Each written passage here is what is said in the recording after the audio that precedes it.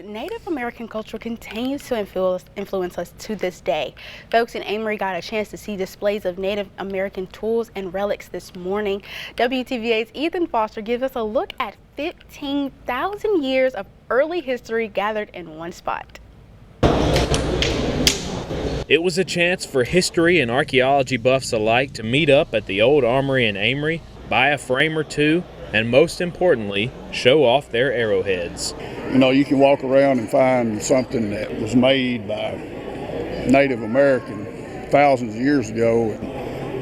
If you find one, you're the first one to touch it since that guy had it. Native American Indians made arrowheads out of flint or other hard stones, like obsidian, for use in hunting, both with spears and arrows. Many of the pieces you see are considered to be thousands of years old, and that's one reason these collectors just can't resist them. Oh man, there's some great pieces.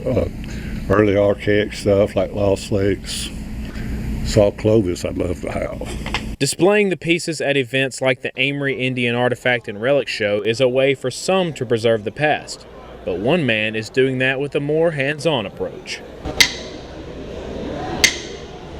Bradley Dickens is like every other collector who came out looking for new pieces of the past.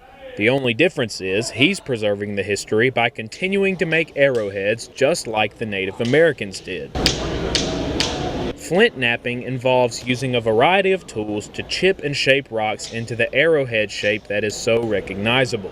Dickens has been flint knapping for about 7 months now, but he said he's always had a fascination with Indian culture, and that his work is just one way he hopes to keep the practice alive. I've hunted arrowheads from the time I was 12-year-old, and I mean, when you pick up a piece, an artifact that's thousands of years old, and you just think about the person that last had their hands on it, you know, it just, something about that just does something to you. And I guess, you know, I want to make stuff to leave behind. What would you say to anybody out there who's fascinated by this and wants to learn more?